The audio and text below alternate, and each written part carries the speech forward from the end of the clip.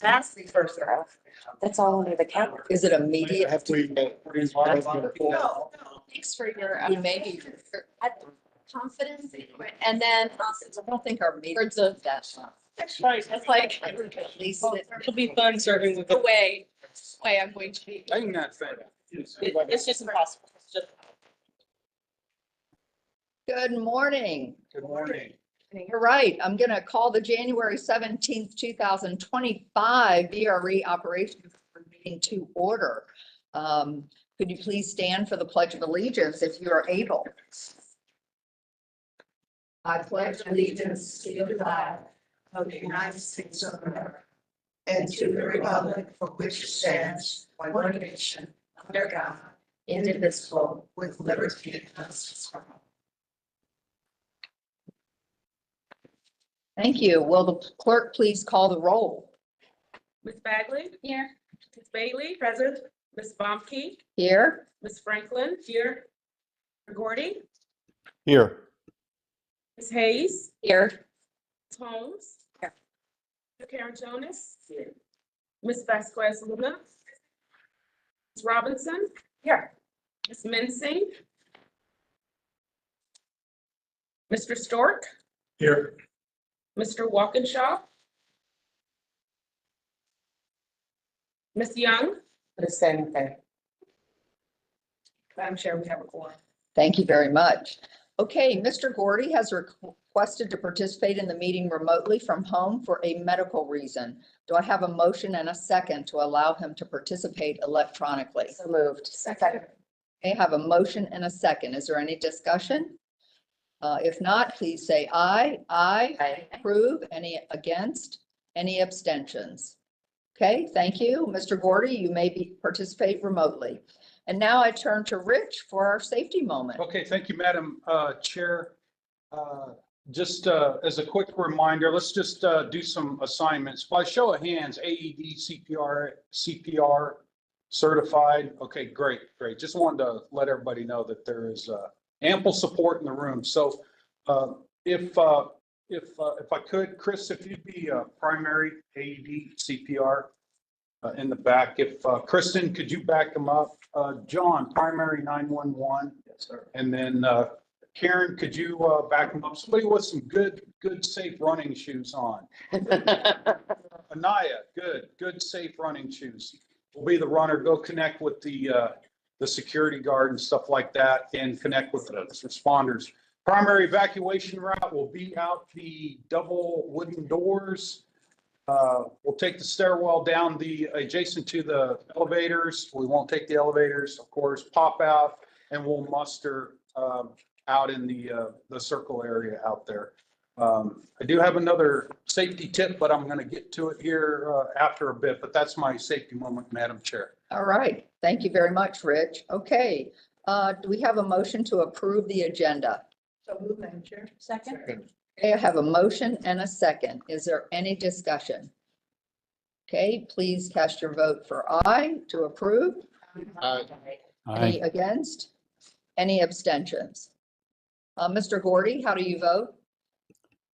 Aye. All right, thank you. All right, we have unanimous approval there. Okay, approval of the minutes from the December 20th Operations Board meeting. Does anyone have any corrections or amendments to the minutes? Madam Chair. Ms. Hayes. There, just a point here on the minutes, there was an additional conversation about the subsidy of going on a lower amount than, but it wasn't accepted. So I don't know if we want to put that in. Mr. Walkinshaw had suggested a lower percentage. Okay, I think that should be reflected in the minutes. Would the board agree? Yes. You all recall that? Yes. Okay. Right. Anyone opposed to adding that to the minutes? I think that if we want to be specific, I think his proposal was a 7% versus an 8%. That's correct. Right. That's my recollection. Yes. Okay, are there any other amendments or changes, revisions to the minutes? Mr. Gordy, do you have anything? I have no changes. And All I right, agree thank with you. the other change, with changes that Ms. Hayes brought up. Okay, all right, with that amendment regarding indicating that Mr. Walkinshaw made a proposal of a 7% increase versus the 8, it was not accepted by me, and I'm not sure, And myself is, okay. We should also reflect that in the minutes as well. Okay, would there be any other changes? yeah, and Dr. Dr. Young. Okay. Those that made the motion, do you accept those amendments? Ms. Bailey? Yes. Okay, and who seconded? I think I was a second, that's fine. Okay, all right, we have, all right then, and any other discussion? All right, please, say aye. I want to say cast your vote. Anyway, all in favor, say aye. Aye. Any opposed? Any abstentions? Okay, thank you. Since I wasn't here. Okay. All right, thank you very much. And you're with DRPT. That's correct. Yes, thank you very much. In fact, the head of DRPT. That's right. Yes, so It's 2 months. I don't think I had the opportunity to meet you because I was virtual, so welcome and look forward to working with you. Likewise. Okay, outgoing chair comments. I guess that's me. So first, I just want to say thank you to all the board members that are here in this room, and Steve and everybody. I appreciate the confidence that you had in me to eventually put me in this chair position. It was with great honor that I got to serve. I also want to thank all of you that stepped up to lead a committee this year. That you took on additional responsibilities. I know it took time and energy out of your day in working with the VRE staff to make sure that, our committees did the appropriate work. So thank you. And thank you to all of you that sat on a committee that was important. And we need more participation in our committees this year. I'll put a little pitch in for Ms. Bagley because your input is really valuable. Also, I want to thank the staff. You all, your presentations that you do for us and all the legwork that you do behind the scenes with Rich is really phenomenal. And for that, I'm just very appreciative as a board member. I've never been in a situation where I've requested information and I haven't gotten it. Your organization runs a very tight ship and is very transparent with the public, and you really do a great job. And for that, I'm thankful. I also wanted to say thank you to Leslie for making sure we always had a quorum. I know you do a lot more than make sure that we have a quorum. So thank you for all those efforts and keeping us in line. And also welcome to Trinette for being here with us today and the other meetings where she has joined us. Rich, many of you didn't know this, but Rich and I had our Wednesday afternoon. I called them last minute quarterbacks before the Friday meeting. We would go over the agenda and I would ask him questions and just make sure we had everything ready for Friday. So thank you for all your efforts there. Before I turn it over to Sarah, I just want to say, many of us have been on this board for the last couple of years after COVID, and we all know it hasn't been easy. We're still wrangling with all the finances. We're trying to figure out what our ridership's going to look like. We're talking about the Saturday service, which I think we're all very excited about. We'd like to see that implemented. We don't know what the new administration is going to do as far as back to work and whether or not people are even going to come back to work. I think all of that is up in the air, but I appreciate all the financial information that this board has had in front of them and the tough decisions that we've had to make up to this point in time, and probably some tough decisions that we'll have to make going down the road. So with that, I also want to thank Sarah.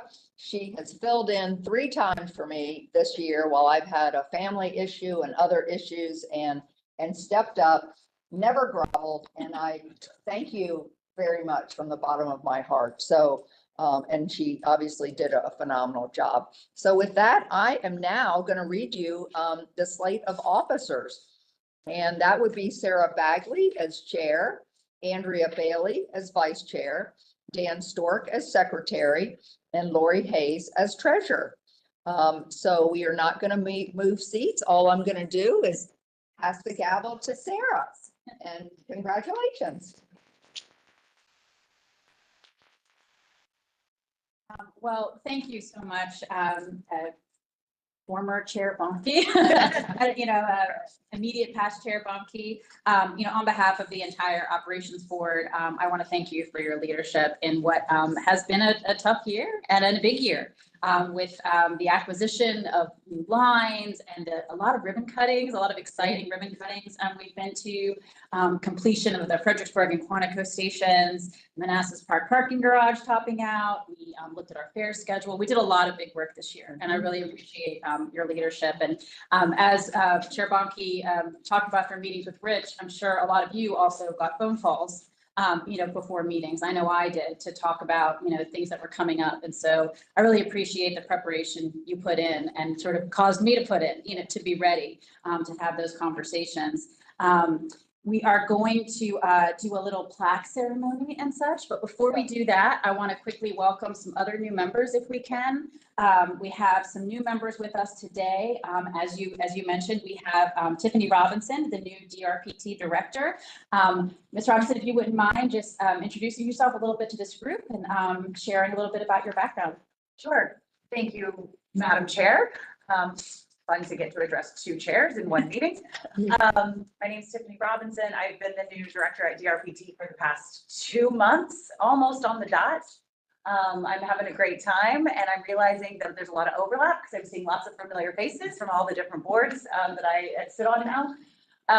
My background started I grew up in the Midwest, but I spent a lot of years in Maryland.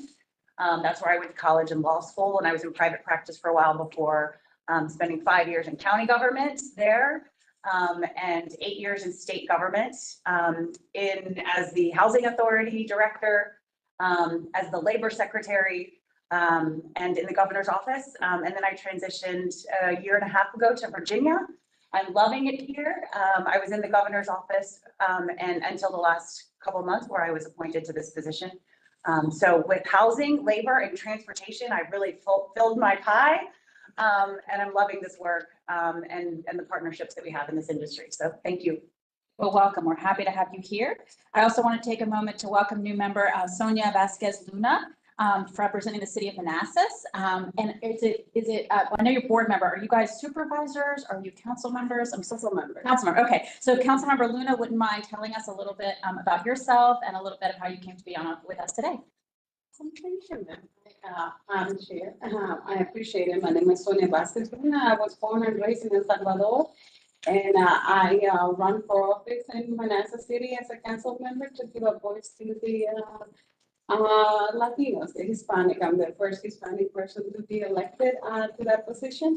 And there was different council members that wish to work here, so I feel honored to be here and make decisions for each one here. In the work side, I've been working for local ties for 20 years now. So my expertise is labor and workers' rights and giving a voice to the people. Thank you. That's wonderful. Thank you so much for your service, and we're excited to have you here on the board with us. So thank you to our new members. We're looking forward to working with you. If we could, I have a plaque, which is being mysteriously handed to me. Sent to Chair Baumke for her service as Operations Board Chair in 2024. You'll have your own gavel. And I think, Karen, do you want us to stand by the flag? Okay. I can. That's this off. That's for the.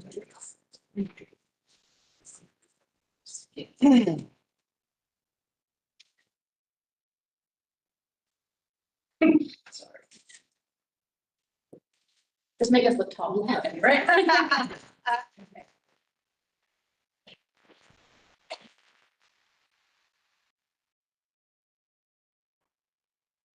Thank you very much. One thing I'm definitely committed to maintaining during my service as chair is efficient meetings. So in that regard, beyond just expressing my appreciation for being placed in this role and for those who are joining me on the executive committee, we'll work hard, we will be available to you, but I'm really looking forward to this year together and some of the exciting things that VRE has before it. And moving right along then, we'll go to the CEO's report. Thank you, Madam Chair. It never goes back together the way it comes up. Anyway, thank you, again, Madam Chair. Let's, I'm gonna start off with a safety topic here. Just a graphic here, be prepared for winter with VRE. Obviously, we had a sizable storm hit us at the beginning of the month. Just want to emphasize that with the snow and ice out there, just the bottom line is very high propensity for slip, trips, and falls. We just need to consider wearing sensible shoes. So I'm going to be a little graphic here, and I've got a staff member who's going to play along. Mr. Richard, stand up and give an example of a shoe you should not be wearing this time of year. Today, I almost beat it. Oh. Okay, so compared to a shoe that has, Mr. Wow. Nice, exactly, right there. Okay, so just, again, being a little graphic, but nonetheless, it's very, yeah, these are good, these are good. Anyway,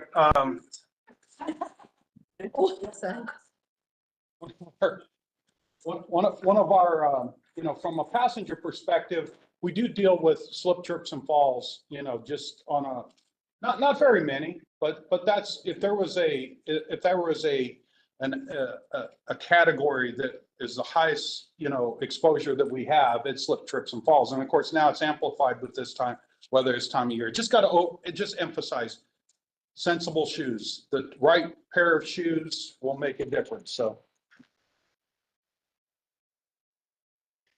Okay, moving on. On-time performance, system-wide, we've unburied ourselves, at least for the moment, out of the doldrums in the 70s. We're ticking back up into the 80s system-wide. Here's some breakdowns. Month of December, of course, substantial decrease in number of late trains as we continue to track our largest nemesis as it relates to on-time performance, congestion. This is that chart that showed you pretty much all year. As it shows, it's still ticking down. It's still not where we want to be, obviously. Some of those mitigating factors or mitigation factors that we've discussed, one of them being you know, the capital maintenance work that Amtrak is doing at Washington Union Terminal.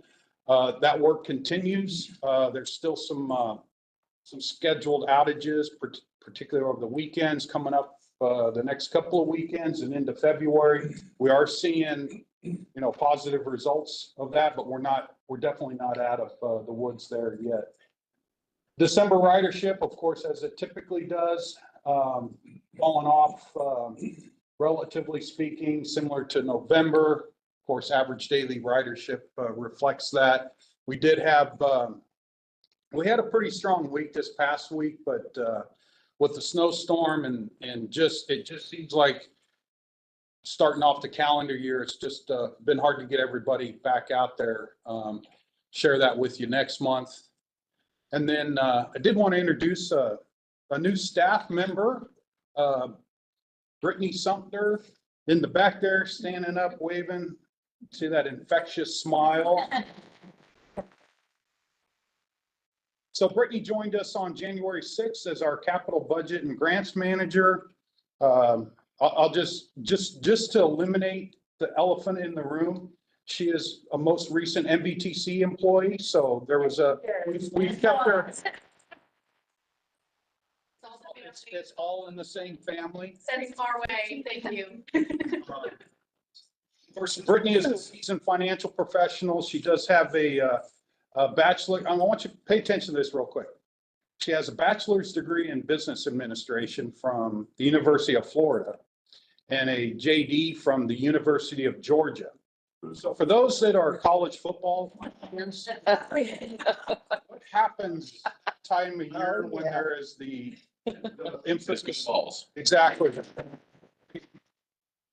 Anyway, we're just so glad to have Brittany. And again, it's, you know, it's great when, and I don't want to overstate the phrase of keeping it in the family. It's really great to keep it in the family when collectively between VRE, MVTC, and PRTC, we can provide that, that career mobility and stuff like that for different folks. So we're really glad to have her, and I'm sure you'll when it comes budget season and stuff like that, you'll hear from her a little bit more. So welcome aboard.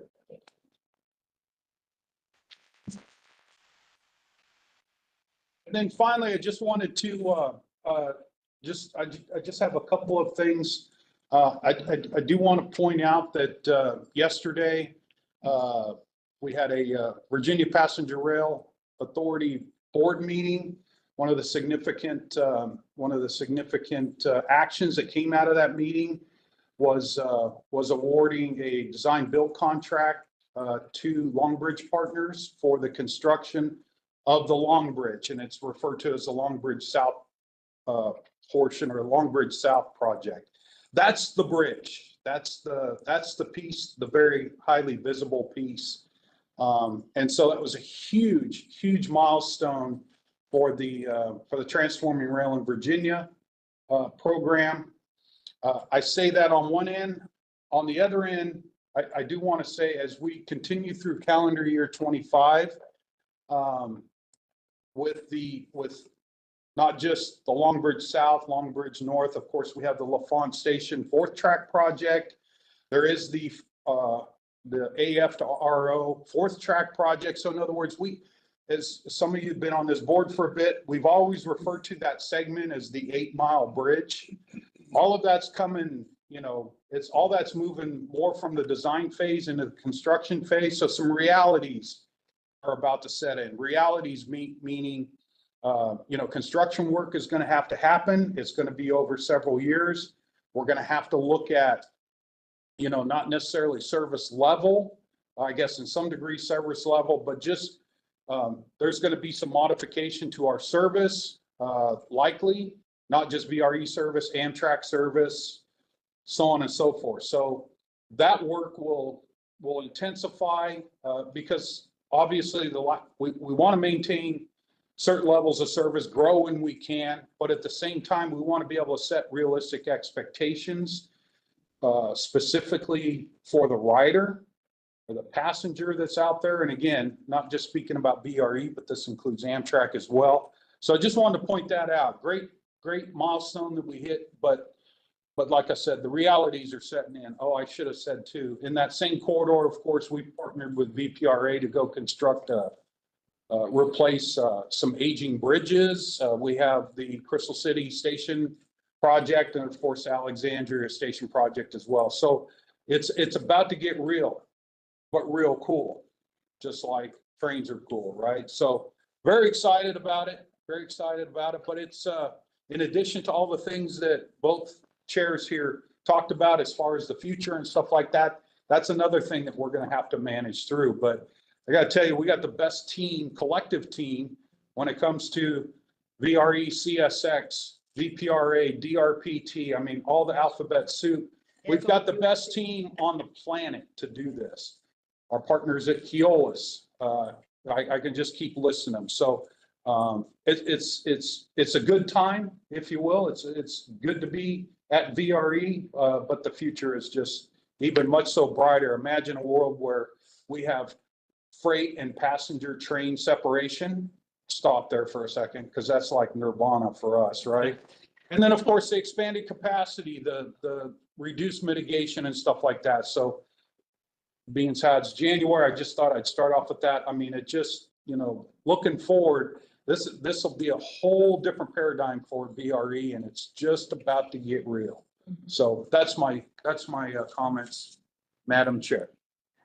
Thank you, Rich, and for sort of setting us up for the year ahead. One of the things that Rich and I spoke about earlier this week was, how I'd like us to constantly be thinking about like the 2030 rider. What's the experience that we're creating now for that 2030 rider, that 2035, because I realize it's only 5 years from now. When you say it, it sounds far away, but so we make a lot of decisions, on an annual basis but we should be thinking about and setting this up for that 5-year down the road rider, 10-year down the road rider, the way that the creators of this organization, did 30 years ago when they had a vision, that was intended to be for decades. So thank you very much for that. Calling item number 10, Virginia Railways Express Riders Public Comment. Madam Clerk, do we have public comment? Chair, no public comments were submitted. Okay. Moving on then to action items. Our first action item is to recommend, this is item 11A, recommend authorization to execute the Manassas Line funding agreement, speaking of exciting developments, with the Virginia Passenger Rail Authority, if Rich could introduce the item. Thank you, Madam Chair. So first of all, we throughout 2024, most of the last half of 2024, of course, we've been discussing this Manassas Line transaction. Some of you may have thought, well, wait a minute, we've seen this, or maybe we've even acted on this. You haven't acted on it. We've been presenting this. We have been providing information on this topic and stuff. So I just wanted to sort of reset here a little bit. But what this specific action is to recommend to the commissions that we execute what we refer to as the Manassas Line funding agreement. In its most simplistic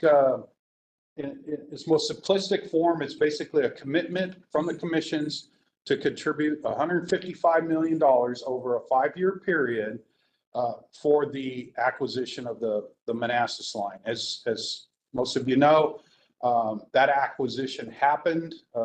VPRA purchased the line, and then of course this would be a way to partially offset that initial cash outflow for VPRA. One of the things embedded in this, and again in this agreement, the way it's set up is that, particularly over the 5-year period. So, for example, the budgets that were passed by both commissions last night actually has what we refer to as the year 0 payment, which is about July of this year, and then the year 1 payment, which is, I believe, at the end of the calendar year. That's baked into that budget. And then the next budget cycle will come back to you and basically identify how, the source, if you will, of that contribution. Just wanted to recap real quick. One of the drivers here in terms of funding sources has been, as you know, we've had a longstanding project to expand and relocate, if you will, our midday storage in Washington, D.C. With this transaction here, what this did for us is provide an opportunity to go ahead and transition that project to one of the major components of this transaction, which is referred to as Seminary Yard, which is in Alexandria. And then continuing on, so those are federal formula funds that we already have. Okay, so that's what we would be doing, is transferring those funds from essentially one midday storage project to another. Part of that would be the acquisition costs there. We have a couple other elements to that, which is essentially obtaining property interest for the stations, specifically the station platforms, basically the ground underneath, if you will, on the Manassas Line, and somewhat monetize that to get to have, to a value through appraisals and stuff. And then that becomes, a source of that contribution. And then finally, and again, this is all in the background and stuff, but there is an operating easement. There's some value to an operating easement in there. So we believe at this point that the sources of this for this contribution will simply be those federal formula funds that are already allocated to VRE, but we got to continue to work through that process as it goes along. So just wanted to state that there. This funding agreement, though, it's still, it leaves it somewhat open for us. So if we do somewhere along the line, maybe, as we go through our budget process and stuff like that, we want to be able to, utilize funds in a different way. We could still do that. At the end of the day, VPRA, and I'll speak indirectly for VPRA. They just want to make sure the money's green. So, and of course that it doesn't come with extreme, extreme terms and conditions to it. They want it, like I said, they want it very, maybe I'll say bright green, right? So anyway, so that's my summary, Madam Chair. Glad to answer any questions. Oh, fine. The agreement that has been out there for the last couple of months, none of that's changed, right? So we brought the draft agreement to you a couple of months ago. Nothing in there has changed. So with that. All right. Does anybody have any questions for Rich, for discussion on this item? Mr. Story. I have a comment. Oh, yeah, please. I mean, we spent a fair amount of time talking at our last meeting about the fiscal applications of decisions that we make and whether we charge passengers more, whether we increase jurisdictional subsidies, whether we find other sources of funding, whether it's COVID money, et cetera. These are the kinds of things that we are making. When we make a decision like this, although in many ways we've already made this, in my mind, because we know I think universally we know it's the right thing to do long term, but they do have fiscal consequences. We are making a commitment for at least 5 years to take funds from different places and make sure that we satisfy this. Again, where I deeply believe that in the end, we're going to get far stronger VRE, and in fact, we have far more control of our destiny and the ability to deliver. But these decisions do have consequences for the path forward and potential subsidy impacts. So I want to, we make these decisions. We don't always think about that they add up. And so, again, I'm all in, but I think this is, I couldn't have imagined this. I don't know if Rich either, 3 or 4 years ago. I mean, it was a hope, a dream, but not really something that we thought was going to happen. And I know that 20 years from now, maybe people won't appreciate this as much as I think we recognize today. But the flip side of that is Sharon Bulova was chair of this body, 30 years ago, and she was helping to put this together. We didn't necessarily appreciate all the work that she had and all the different negotiations. I mean, just being parts of this, and yet somehow or other they brought it together and got this together and made it happen. I think this is a similar kind of moment for the organization and for our future. So I just wanted to not let that go by without acknowledging it. Very well said. Ms. Bailey. Well, my God. No, please. Very well said, because that's what was in my head as well, because I do remember when Sharon was putting this together and to see where we've grown to. I think this is a grand opportunity. Rich and I were talking this morning about the future, having a greater vision. And so I appreciate the greater vision that you have with this, your team have with this. And I think it is an opportunity. We do have a fiscal impact whenever we make these decisions, but we have to think ahead as we're going forward. And so I certainly appreciate this great opportunity in Manassas, my neighbor. Thank you, Ms. Franklin. Yeah, and then also just pointing out the benefit of the VRE, because I think that was part of the original discussion. What is the exact benefit to us versus what we're giving to the state, which is a lot of money. And over time, obviously, that's become more clear. So just when we explain this to the public, I think we actually start there. No, I agree. And the idea of that 2030 rider, I mean, that rider will have better on-time performance. They won't be behind freight trains, we'll be more in ownership of sort of the timing. That rider might be riding on a Saturday with their family. So this is all part of that longer term vision. And just to sort of reiterate something that I'm glad Rich clarified is this isn't sort of $155 million of like cash in VRE's budget. And over the next 5 years, we'll sort out which funds are moving from which project over to this project. And, I appreciate, just want to emphasize that each of the next 5 years, we'll be looking at the specifics of where the funds that are going to VPRA are coming from. And so this body and then the respective commissions will be having that conversation, for the next 5 years, and an opportunity to sort of whatever debate, might be necessary on that point. So if there are any, was there, I'm sorry, she was taking comments or questions? Nobody move a finger. Oh, Mr. Gordy, I'm sorry. Did you have anything to add on this item? No, appreciate the discussion, but nothing further to add. Thank you. All right, with that, I will take a motion on item 11A Second. and a second. All right, we have a motion and a second. All those in favor? Aye. Any opposed? Thank you, Mr. Gordy. Any opposed? And any abstentions? Madam Chair, as the chair of VPRA, I'll abstain from this vote. But you'll take the check. Exactly. I'm very grateful. And I promise I don't think I have any other conflicts for the rest of the agenda. Thank you. All right, so the item 11A passes unanimously with one abstention. Moving on to item 11B, authorization to issue a request for proposals for operation and maintenance services for VRE commuter rail. Again, it sounds subtle, but it's a big one. Yes, thank you, Madam Chair. So that's the recommendation. Just a little bit of history. By a show of hands, who was on this board 15, 16 years ago?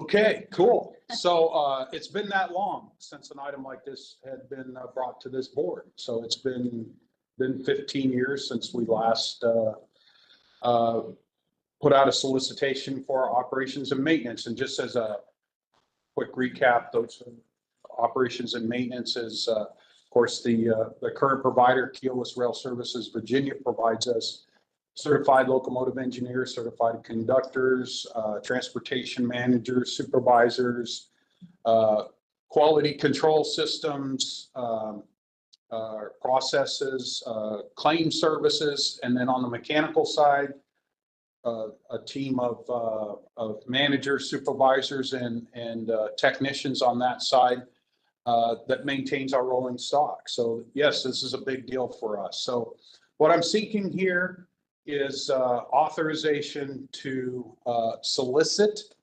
a reprocurement or a new procurement similar to the current construct. This would be for a base 5-year period with 2 5-year options. Okay, similar in scope that we have today, with obviously some enhancements, refinements, and all that type of stuff. I will say also is that this specific procurement would also, in the form of an option, would solicit for those that want to participate at this level with this procurement is right-of-way maintenance. Speaking of the Manassas line, so this would have right-of-way maintenance in it as well. There's some facility maintenance at our maintenance and storage facility. So anyway, by approving this, then what you're giving me is the authorization to move forward in prepping that solicitation and getting it out on the street. If it's the will of the board to have any subsequent conversations about scope or any of that type of stuff, glad to bring that back like prior to any kind of a release of a solicitation. Likely be in a closed session or something like that. So this actually gives me authorization to, I'll say, formally start this process. And then I just want to also emphasize in our procurement processes, what this also does is also lifts up the cone of silence, however that visual lifts up the cone of silence. Anyway. So yeah, so anything moving forward about this solicitation or whatever, there is a process, a very defined and strict process that we follow. Of course, led primarily by Kristen in the back. Raise your hand, Kristen. There you go. Yeah, for those that don't know Kristen. So there has to be a lot of integrity in that process. So anyway. That's my summary, Madam Chair. Ms. Franklin. Yeah, so obviously we have the contract now with Keolis, but this would put it into Universe. Yes, ma'am. And if Keolis obviously comes back with a better deal, we'll go there, but this is not specific to Keolis. No, this is not. Ms. Vaughn. Yes, is there a pre-qualification that will take place in this? So what we'll likely do, and I got to be careful here because we haven't put it on the street there. This would likely be similar to what we did before or what we've done in the past with these types of contracts. Separate out how we do construction contracts and stuff. So this likely to be, and somebody throw something at me if I'm saying something I'm not supposed to, but let's just say if we have a universe of 10 proposers, we'll likely take those 10 proposers, whittle it down to the top 2 and then have just, have the top 2 advance in that process. So. Mr. Gordy, any questions or comments? No questions or comments. Thank you. Thank you. Anyone else here in the room? Mr. Stork? The approach here is different than what you did 15 years ago in the sense that you're looking for a different kind of contract. Did I understand that correctly? That you're looking for not a cost plus, but essentially bid to operate and are responsible for costs associated with that. And maybe there's escalators or stuff in it. Is that generally what's distinctive about this? And are there other distinctions from this from what you did 15 years ago? So let me just go back and answer. There is or will be there's a large fixed cost component to this, but yes, there is a variable cost component to this as well, similar to what we do today. We gotta be careful we don't use cost plus, particularly when we're using federal funds and stuff. We can't do a cost plus. This will likely have more, what you're familiar with specifically with this body is task order work, where the rates are already identified and then it's just a matter of negotiating the hours. I would say generally there is a lot of parallels to or a lot of similarities to what we did 15 years ago, but I have to also emphasize there's a lot of enhancements as well. It's just 15 years of time have gone by and there's just better ways to do things from a solicitation and a contract standpoint, not suggesting that we're doing anything wrong today, but there's definitely a way of enhancing things to get, from a value statement standpoint. So. And 15 years ago, who were the bidders? How many companies were there that were considered part of the final process? What do you expect? What do you expect for this time as well? I would have to get back to you on how many were the, only because that was 2009. Yeah, no, I'm not. And I apologize, I'm not looking. No, but I was trying to get a sense more, really, I was trying to get a sense more of what you expect. Yeah, so. Be the likely responders today. I don't need names, but do you expect it will be 2 or 3 or 5? Or is there some sense? I'll pick 5. And then if somebody wants to do over under like that, I as I recall, there might have been 3 or 4 before. And I'm not trying to be coy or anything like that. It's just. I'm trying to get a sense of how competitive this process really is. Exactly. Gillis is doing it, and there's only one other company in the country that does. I mean, we had a simple situation like that for something else we've done. There's only really 2 parties, so that's what I'm trying to do. Let me just say, we have a lot of interest in this. Okay. Yes. Even better. Yes, we have a lot of interest in it. That you have a sense that we could see some reasonable cost reduction as a result of this process. I mean, I can't project that. Yeah, I can't project that. Dr. Young? Oh, yes, thank you, Madam Chair.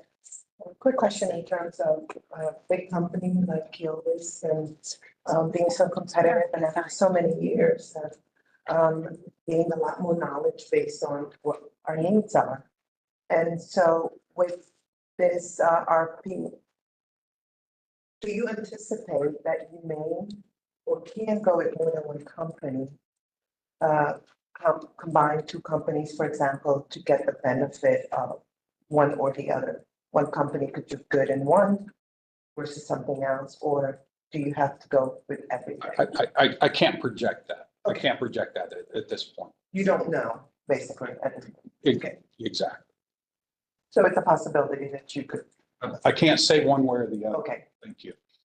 For what it's worth, I think Rich is just bound by some further technicalities of the Okay. process, like the public solicitation process. I don't think he's Yeah. trying to evade the response.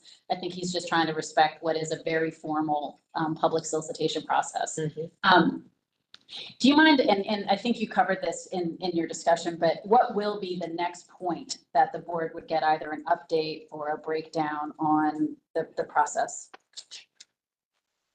So in accordance with the current schedule, we are projecting to release a solicitation as early as late February.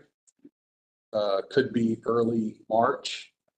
There is obviously time allotted in there there's a lot of things that we have to do once we release that solicitation. We have,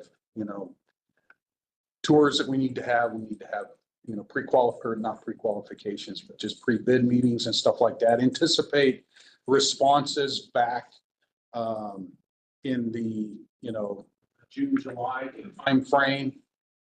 We will have a very advanced team that will be doing the technical evaluation of that proposal. I'll let you know.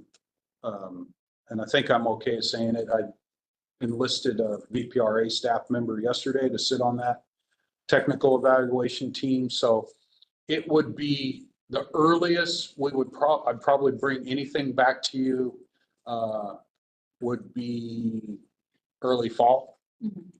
So, and there might be some touch points that I do with you. If nothing else, just let you know how the process is going. Nothing to do with the evaluation or anything like that, but just let you know that the process is, it's either on track, ahead of schedule, behind schedule, stuff like that. Is it fall? Fall, yes. So three short questions. Number one, are labor standards or are they included as a prerequisite, or are they expected, or are they valued? How? There will be labor standards. There will be requirements. There'll be regulatory requirements. We have own additional labor standards, like, for example, I don't know, living wage, etc. It will follow all federal procurement requirements. I would be just interested to know when they are out to have them. The second thing is 15 years is, I understand that these are longer term contracts and longer term commitments for obvious reasons. Is that kind of a comparable standard in the industry? Is that what it is? Yes. The reason why I'm asking that is, a lot of technology is changing. Will probably change also at least partially our stock of vehicles, etc. So that would cover that. It is good enough to go into a bid now and no hiccups. Or would have clauses. One of the reasons why it's constructed the way it is, it's a 5-year base with 2 5-year options. Okay. So at the end of the first 5 years, then that'll be, staff will do evaluations and stuff like that, as we've done with not just a current contract, but other similar contracts. When we award options, that's also a time to sit down and, hey, do we want things to be, as long as they are not a cardinal change to the original solicitation, then we can make some modifications there. This particular solicitation, I will say, will be very scalable. Okay. Obviously we talked about, service enhancement, service growth, all that kind of stuff. So it will be designed to be very scalable. Okay, thank you. That's important for me.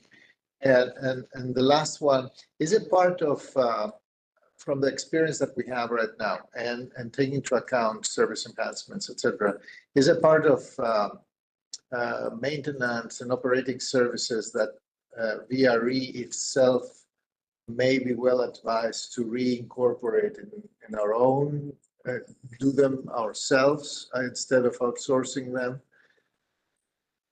So let me just say that we have done a couple of variations of analyzing that internally. This is my recommendation on how to move forward. Okay. When this matures, I would be interested to understand why. Sure. There's a very good draft. So. Madam Chair, so one thing, Rich, since none of us in this room were here 2009 when the other Keolis contract was awarded, I mean, for me, I'm sitting here thinking, okay, on what basis? And your team is going to do a great job of deciding who the best, candidate is for this contract to be awarded to. But I'd like to kind of have some perspective of, like Dan asked, how many bidders there were the last time? What were just kind of what took place during that bidding process 15 years ago. What was the gravity of the decision? How were decisions made? What were some of the really important touch points? And how have those touch points changed in 15 years? Just to give us kind of some perspective. Otherwise, I feel like we're going into this a little blind.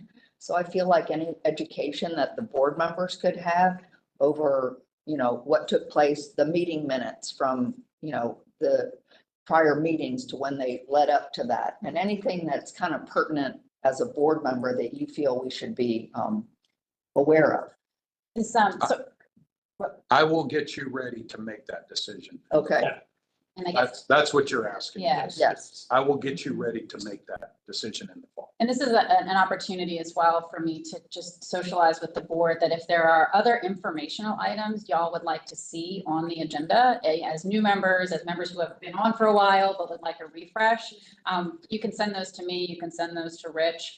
But we're already starting to talk about just some informational items we might like to, sprinkle through the year. And I think this is, and I appreciate Chair Bonke bringing this up. I think that's a great informational item. Perhaps to fit in once the RFP is finalized so that there'll be something to publicly talk about and maybe compare it or show how it's, here's our current RFP, here's the 2009, here's some ways that it's changed. And maybe we can look at an information item on that, either last meeting of this, of this session or first meeting when we're back in September. But if staff feels like that's a pretty clear direction, I think it could be useful. Madam Chair. Yes. In that vein, one of the questions I asked earlier is about issues that may have risen that they then went back and done a better job because they addressed certain things. It would be nice to know what they didn't have, and then as time went on, that they added because they facilitated some issues or concerns or work that we had that, they weren't aware of. And that would be nice to know. In the interest of sort of moving towards a motion, I just invite any of you as you sort of sit with this and think about it, if there's things you want to see in the RFP or as riders of the service or what you hear from constituents, feel free to pass that feedback to Rich. You can do that outside of this meeting. But seeing no other comments or questions, I'd entertain a motion on 11B. So moved, Madam Chair. Second, All right, there's a motion and a second. Any further discussion? Ms. Franklin? Yes, I want to point out, this is a pretty standard process. So, this is nothing out of the ordinary, right, Rich? Other than it doesn't come up very often. Well, yes, Yeah. but when it does, because these are long-term infrastructure projects. Well, yeah, there's, But yeah, I just want to make that point, that this is nothing out of the ordinary. that's right. This is how the process Very, is. very well-defined processes on how to do these types of solicitations. All right, so I'll first go to Mr. Gordy I'm sorry, Ms. Go Franklin. ahead first, and then you can get me. Okay, well, I was going to start taking votes. So if you have another Okay, question or yes. comment, please. To your point, Rich, unless something comes up, then it's not really out of the ordinary. So how often would you say that something like this comes up? To what, Supervisor? Like when the contract runs out, essentially. For operations and maintenance is what I'm talking specifically. Yeah. The last time we did this was 15, 16 years ago, but we have, procurement solicitation processes that Other things. not too far away. It's just, there's a lot in this one. Yes, It's yes. not, But just for clarity. exactly. And like last year, we did an RFP on our lobbyists, and that sort of thing. And we did do 5-year check-ins on this as well. I know the RFP process happened in 2009, Yeah. but this board has twice, taken up a recommendation and an evaluation. Well, and annually, we've done it annually Yeah. as well, because we'll come back, like we will in a couple of months, we'll come back and do the, the annual amendments and stuff like that for the upcoming. And to Supervisor Franklin's point, I just asked that question for clarity for our new members.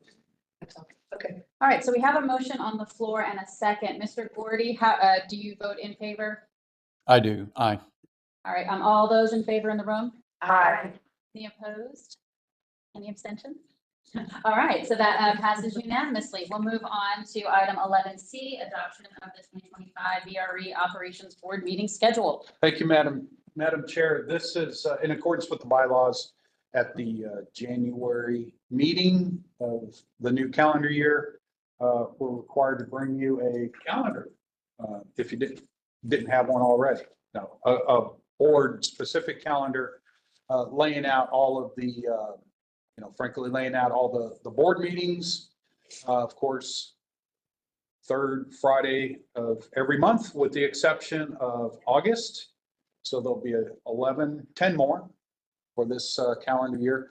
The calendar also expands. We try to plug in when we project different, standing committee meetings and stuff like that. So this is just, something the bylaws specify for us. So if we get this approved, satisfy the bylaws. But of course, I just want to emphasize, as the year goes on, and and if we need to take a look at, potentially doing something different with meeting dates or adding meetings, because I'm sure everybody in the room needs more meetings, then we can do that. Subsequently, we can always come back and amend the calendar in a formal way. So this just basically resets us for the new calendar year and gives us a platform from which to move forward. So with that, that's my summary, Madam Chair. Madam Chair. Yes, ma'am. So just a point here, April, the 18th is Good Friday. So just to put it out there for those, Yeah.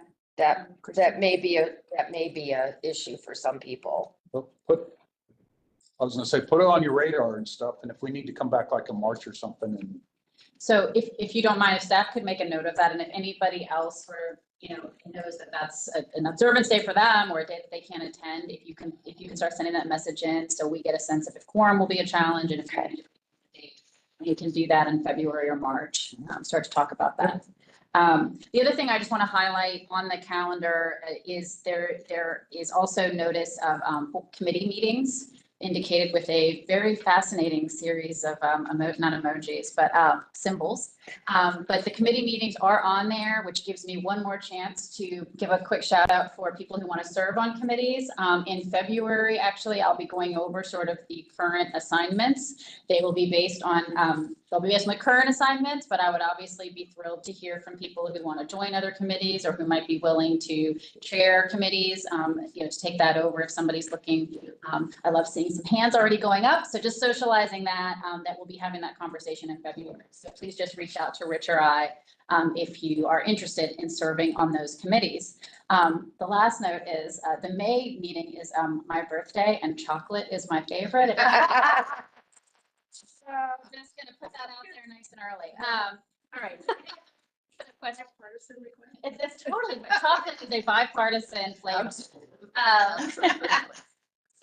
if there's no other question or discussion, I'd entertain a motion on 11C. So moved, Madam Chair. That's good. All right. There's a motion and a second. Mr. Gordy, how do you vote? I vote aye. All those in the room who vote aye? Aye. Any opposed? Any abstentions? All right, 11C passes unanimously. 11D, authorization to issue an MEC 7 task order for engineering oversight for new passenger rail cars phase 4. Really testing my Roman numerals this morning. yes, thank you, Madam Chair. So again, just start with a little, well, the recommendation, of course, is to authorize me to issue the task order to STB Incorporated, who's our mechanical engineering consulting firm, for the amount stated in the resolution plus a contingency. This is phase 4, simply because as for those that were around when we initially awarded the new passenger car procurement, somewhat different than how we handled the mandated oversight. Was previously we had gone out, we would solicit for like a contract from a firm over the duration of the procurement process, and this board decided that, to change it up and actually in the spirit of reducing costs and stuff like that, that we would go this route where we basically look ahead on the calendar, what is being required for the the next calendar year, or not next calendar year, but the next 12 months, and actually get the consultant to really focus on that. That's actually panned out quite well. And so those, again, have sat on this board. You've seen the 3 previous task orders. This is exactly the same. The consultant team and our team has looked forward at what will be ahead of them for the next 12 to 14 months. And particularly with this procurement, we're heading into the phase where there's a lot of what we refer to as first article inspections, a lot of systems components at their respective manufacturing plants across the world. We'll go through these first article inspections. There's quite a bit of traveling, quite a bit of things that are involved this next 12 to 14 months. So again, just want to slip in a little bit of history there. And I say 12 to 14 months, that's actually the phase 3. I think we ended up, what we had projected out, it wasn't just 12 months, it ended up being 14, 15 months for the same amount. So we're hopefully in the same boat here. So that's my summary, Madam Chair. Any questions or comments on this item from the board? Mr. Gordy? I vote aye. We'll note that in a moment. All right, well, I appreciate that. To approve. Yeah, that sounded like a motion. Is there a second, perhaps? All right. I'll make the motion. There you go, Mr. Gordy. All right, all those in favor of Mr. Gordy's motion to authorize item 11D? Any opposed? Any abstentions? All right, 11D passes unanimously. 11E, authorization to issue a GEC 8 task order for conceptual design phase services for the Seminary Yard Midday Storage Replacement Facility. Rich. Thank you, Madam Chair. So anytime we do property acquisitions, hovering outside my office is our planning and design groups, because they want to get out and go build something on it. And so similar to that, 11A, you just authorize us to move forward with the funding agreement. So this specific task order, GEC 8 task order, we have what I've referred to earlier in the week as a conceptual concept out there for the Seminary Yard. So what I'm recommending is that we award through the GEC task order contract, award a task order to HDR Engineering for the amount stated in the resolution plus a contingency. And what that will do for us is basically, as you know, Seminary Yard's an existing yard. It's an existing freight yard, freight rail yard. There are freight trains stored on them today in some form or fashion. So what we need to be able to do in order to utilize the yard, and the way that we're setting this up is more of a phased approach. We have to make this more conducive to and more usable for passenger trains and stuff like that. So walkability, being able to get in and out of the yard, multiple points of ingress, egress, simple things like that. So what this task order will do, will take what that conceptual concept that we've already put together, we'll put it in engineering speak. And then, of course, our goal is to be able to take some of that work sort of in pieces and be able to, store equipment there sooner rather than later. And I'm talking in this upcoming calendar year. And then gradually over the next couple of years, we're doing this. And again, as with most of these types of projects, I mean, we're connected at the hip with VPRA. We'll be working together. VRE's taking the lead, obviously, for this portion of it, because we see that the most current or the nearest use for this yard is, of course, VRE equipment. So that's my summary, Madam Chair. I have a couple of questions, but I want to first just open it up to the board if anybody has questions or comments on this item. Mr. Karantanis, yes. So what is the expected timeline here? So, and what percentage of design are we looking forward to here? And what is that contract by, and what is the timeline? So I believe specifically for this element, I don't know, Dallas in the back, catch me on the timeline for this. Is this a couple of years, I think? There are three major phases to what would be. Stand up. Yes. As long as your shoes are safe enough. Safe enough to make it this way. Thank you. This is how these hazing engine. Good, it's all good. There are three major phases to this project. The most distant would be this phase 3, which would be full replacement of our current facility, I should say. And that's this task order will give us a concept level for that master planning, if you will. But the immediate concern is getting trains stored in the yard, and that is a timeline this year. We want to get that workout done in this year, so constructed out for rehabbing the yard. So within the next 12 months, we will say, in a year's time. And then phase 2 a longer pull. So that's covering this phase. It's about probably a 18-month total timeline on this task order. Which means that this is necessary work to begin to see the benefits of using this yard. Yes. Already at the end of this year or not beginning. Soon thereafter, we'll say within 12 months. I think the benefits are somewhat obvious. This is the practical side of it, being able to go out there and actually use it. Yes, very soon. Yep. Thank you, Madam Chair.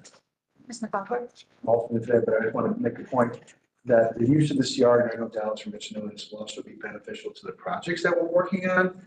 It will allow us to, Rich and Amtrak and Bridgeville, Erie mostly, be able to move trains in and out as necessary.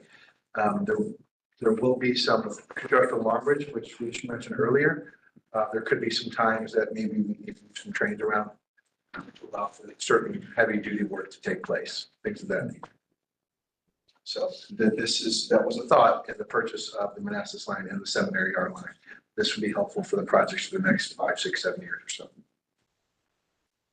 No, I appreciate that. And I think the point's kind of already being made in these other comments that there's not just storage benefits here, but there'll also be operational benefits from not getting stuck sort of behind other issues, in Union Station with a storage yard that's north of Union Station. This will put us a little more in control of our service as well and opportunities.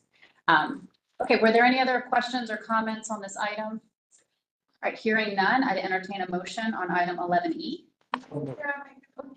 Yes.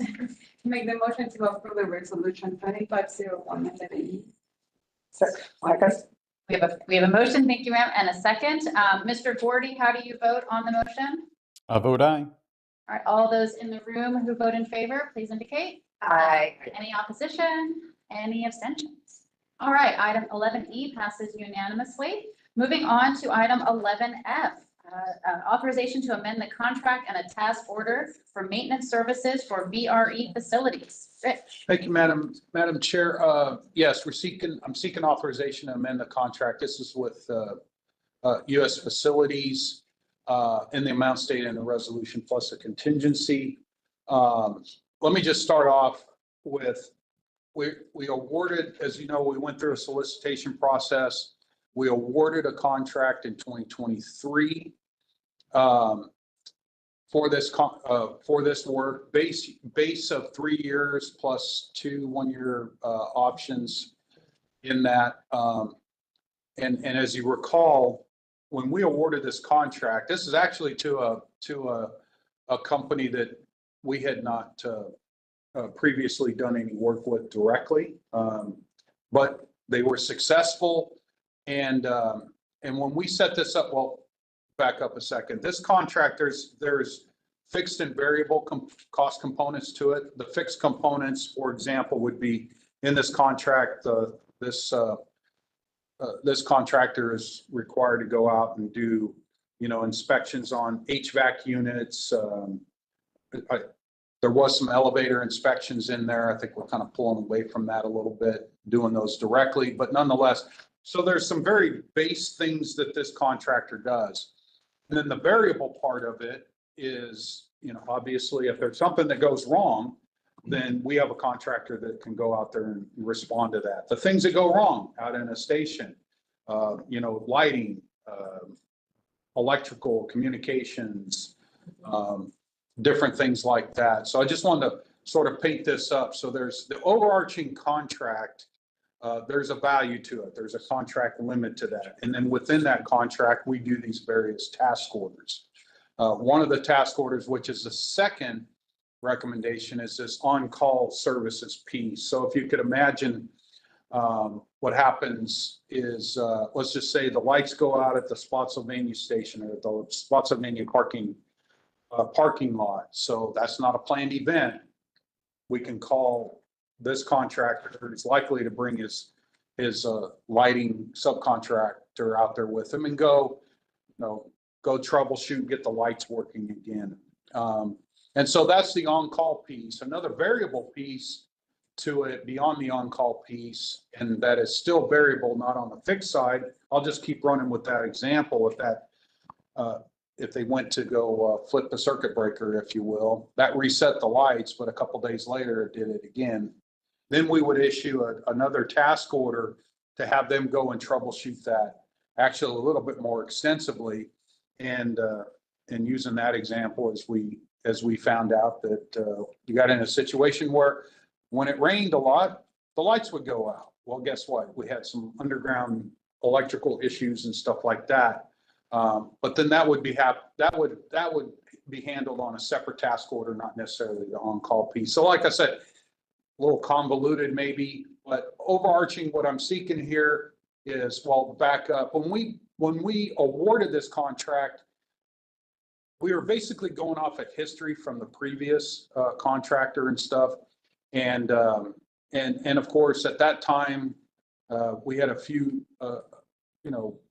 we didn't have the expanded Quantico station. We didn't have the Lou facility. We didn't have some of that. So, but nonetheless, we just projected out what we thought would be, just based off of history, what that contract value would be. And now we're into it for about a year and a half. I will tell you that this U.S. facilities, they're not just folks that go out and reset circuit breakers and stuff like that. We're actually getting a lot more value out of this, albeit might be, deemed as more cost. But, like I said, instead of just flipping that circuit breaker back, they then go back out and they'll go find the actual issue, go unbury the cable and go repair the cable. So anyway, we're getting better service out of this deal. So we've projected out, again, for the next year and a half, what we think will end up at the rate that we've been at for the last year. Again, this is just contract value. This is just giving us the authorization,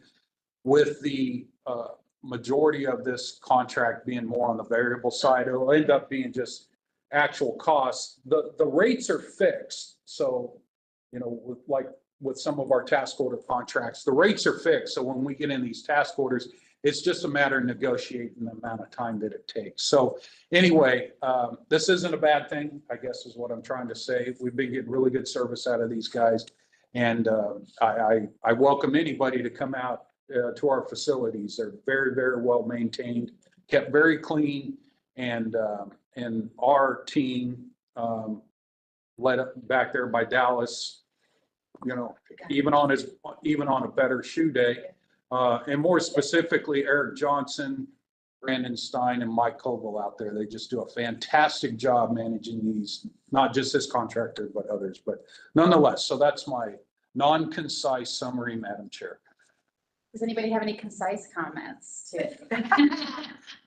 to add, or otherwise? Any questions and comments for Rich on this item? Motion to Madam Chair. approve. Mr. Gordy? Just one question, just going back to our previous conversation related to the new yard. What do you anticipate this contract migrating to, or what the impacts as we start to assume control over the new yard there near Springfield? Yeah, so I guess the quick answer is we could pull from this contract, to have them help us with the facility maintenance. I guess we have a couple of options that we can use. This has a track or the seminary yard will have a track component to it.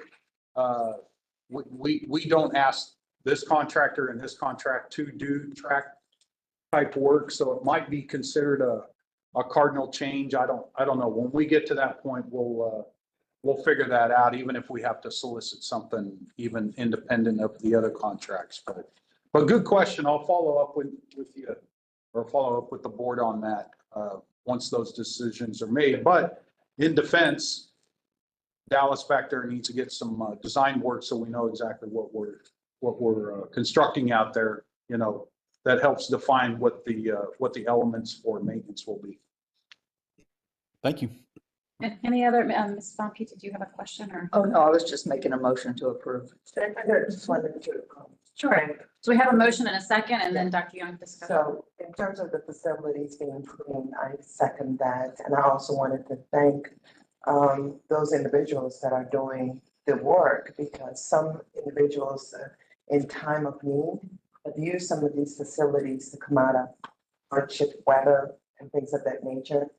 And it was nice to see that. I was at some of these facilities, and very warm reception, even here sometimes when it's late, the individuals could wait for the buses. So I thank you that whoever's running these facilities. Very good work. Thank you, Dr. Young. There's a motion and a second. Mr. Gordy, how do you vote? I vote aye. Okay, all those in favor in the room? Aye. Any opposed? Any abstentions? All right, item 11F passes unanimously. Our final action item is item 11G, authorization to extend the lease agreement for parking at the Ripon VRE station. Thank you, Madam Chair. Seeking authorization to extend the lease agreement that we currently have with that whole host of names up there, RCKF Riverside PLP LLC, formerly as stated, for the amount of $200,983 for 1 year.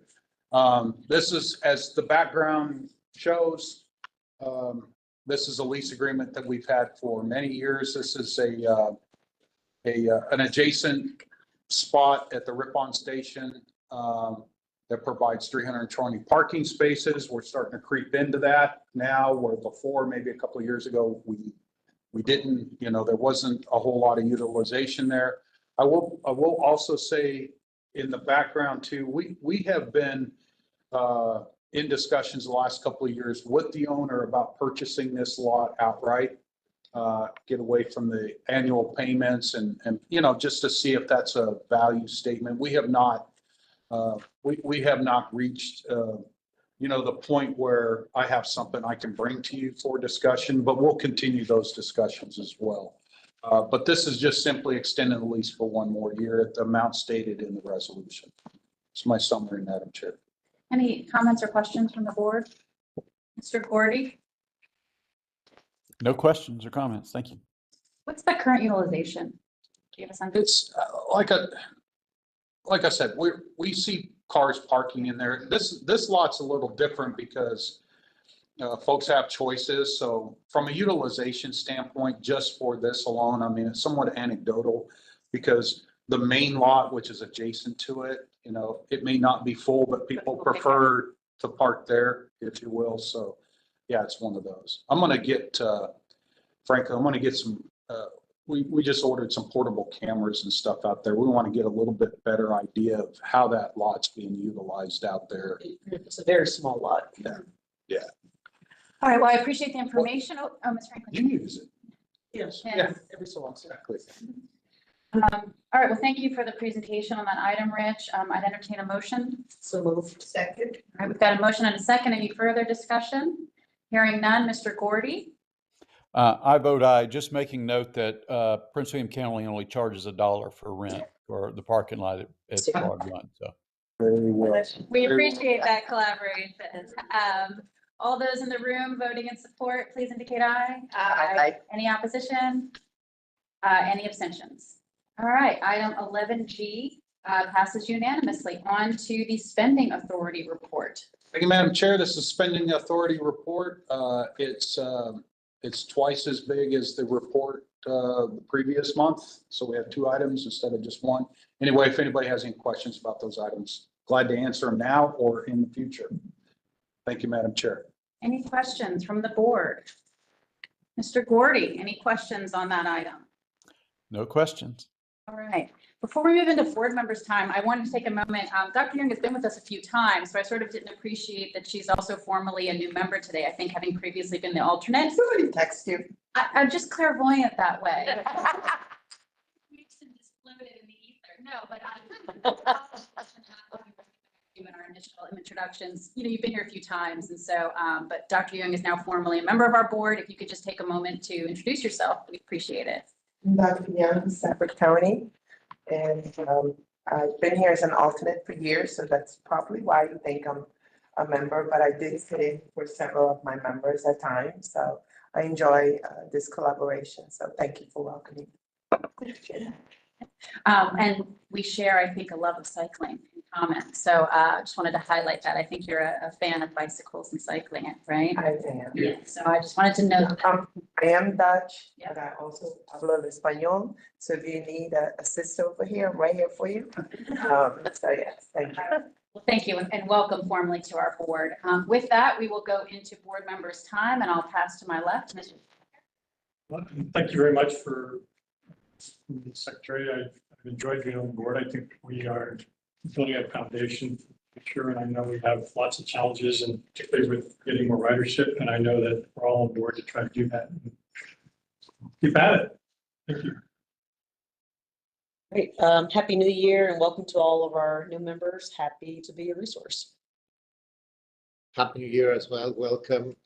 One note, I had a meeting with the Crystal City Civic Association a couple of days ago.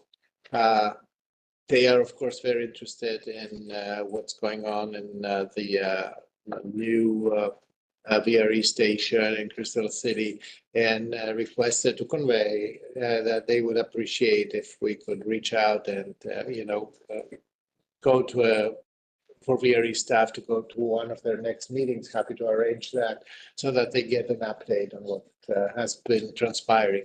I believe at the end of this month, there will be a CC to DCA public presentation so that public input will be invited, and this is kind of an informational event. So maybe we can combine that so that they support mutually for both information sessions. We'll take full responsibility for that, but delegate that to Dallas. Okay? No, we'll collaborate on it. Provided the shoes will be appropriate. Providing the shoes are correct. And the shoe. Ms. Robinson. Thank you for the opportunity to introduce myself. I already did that. I'm happy to be here. Mike will often probably be here in my place as my alternate, as he has been, and he will probably gain more benefit from him than me because he has more information than I do at this time. But I really appreciate the opportunity to be here, and I plan to stay engaged. So thank you. I was gonna say nothing, but she's an incredibly fast learner, so don't believe everything she just said. I heard that she probably knows much more than I do. So with that, everyone, happy New Year. Yes. Snow is possibly forthcoming this weekend, so when they say, no, I'm not, 2 to 4 inches possibly predicted. We're still figuring it out. But in safety footwear, they have these things called yak tracks that you strap onto your shoes. They keep you safe. But I will let you know the video footage at the Lowe's on Overland Avenue in Boise, Idaho. Please do not wear those onto concrete or tile floors because there's great footage as they held the ice pack onto my head when you hit concrete. It was before iPhones, otherwise I'd show you the footage myself. It was hilarious because everyone was gathered around the monitor laughing. It was exactly out of like a TV show. We would go into the air and fall backwards. Take them off before you would enter a building, including our lobby if you have size. Anybody else been at the Lowe's on Overland Avenue in Boise, Idaho? Billy has, I'm sure. Billy, 2 of us, 3 of us. Just thought I'd take an informal poll.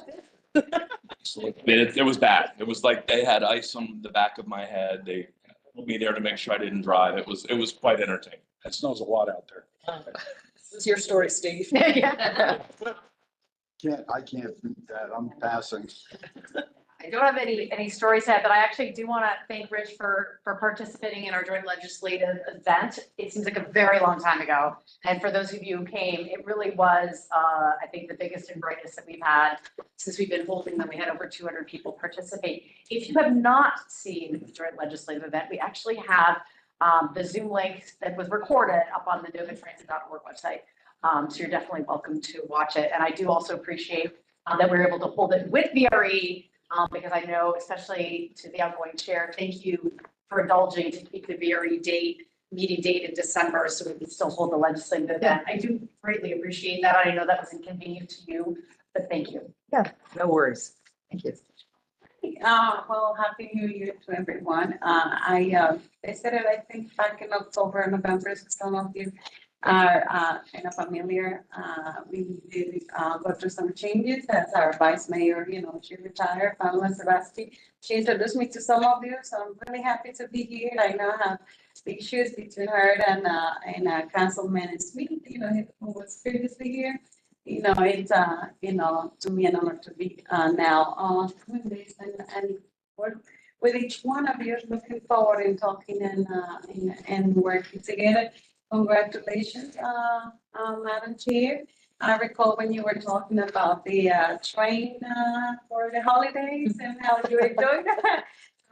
So it feels great to see, in different ways everybody, contributes to this. And I believe, today there were great decisions. I'm all about the vision and the forward thinking. And I know sometimes it's hard to make, big decisions, but I truly appreciate everything that's happening in Manassas.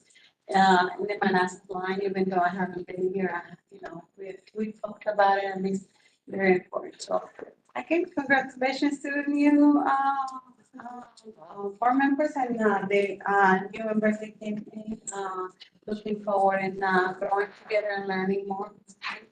Thank you. Happy New Year and welcome to the new board members and some who have been around for a while and forward to working with you. I'll pass. Again, I already had my little speech, but thank you all for being here and also for stepping up to serve. I want to start by just expressing my gratitude for allowing me to serve in this capacity along talented individuals. So I appreciate anything that you all want to let me know that I may have missed, or if I'm growing at the same time, just like all you members here. So I appreciate any opportunity to learn. So, and then also to serve on any committees. So. Heard all. She's true to her word. Ms. Bailey. Well, happy New Year to everyone. I was excited about being with you this morning because this is Councilman Vasquez. This is an exciting board. We get things done. And to the new members, welcome. I think you will enjoy making a difference in these communities. I've heard a lot about you, Ms. Robinson, so thank you for joining us this morning. And I look forward to sharing and serving with Sarah as the chair, supporting her as your vice chair. And thank you for your service. Yeah, just indulge it. Just everybody got the at least the printed version of the annual report in front of you. We'll have that. We just do very limited printing of this. We'll have it available to the public and everything electronically. I do want to just I do want to point. It's hard to take the entire calendar year and try to condense it down to this, but just a lot of folks contribute to this, but this is none of this could happen without anybody with even outside of this room. But I do just a specific shout out to the VRE staff. You see most of them back there. A lot, if not all of them, are probably watching this live stream. They're multitasking, I'm sure, because they're working and stuff like that. But as I've stated before, just the best group I've ever worked with. So it's a good report. I also, if I may, please, I just wanted to say congratulations to your leadership and your inclusive leadership. You're easy to follow. And thank you so much for the time that you shared with us. I know you'll be here with us, but it has been very exciting to work with. Thank you. Okay. I would just like to say two things. Number one, I think the award of the Long Bridge project is something everybody has really been waiting and waiting. You know, you hear about a project and, you know, while in Stafford, we're not intricately involved in it, it is really, that is just phenomenal. So I really look forward to a lot of information on that. And speaking of employees, at this venue sitting here, I get to look out at everyone. And I just want to make sure that Mark Schofield is okay, because I think this is the first meeting that I've noticed where he's not sitting in the back. He's still with us, Oh, right? he's watching. Okay, just want to make sure. That was all. Thank you. Yeah. Oh, okay. All right. Thank you. Right, I did, yeah, okay. he was there last night. So I want to, I'm conscious of time and I want to get us out of here, but I want to note two more quick things before we adjourn. One is for any of the new members, and honestly, for anybody who it's been a while, I would encourage you to take the tour that the staff does. There's a, oh, and Mr. Gordy, I haven't forgotten you either. I will come back to you in a moment.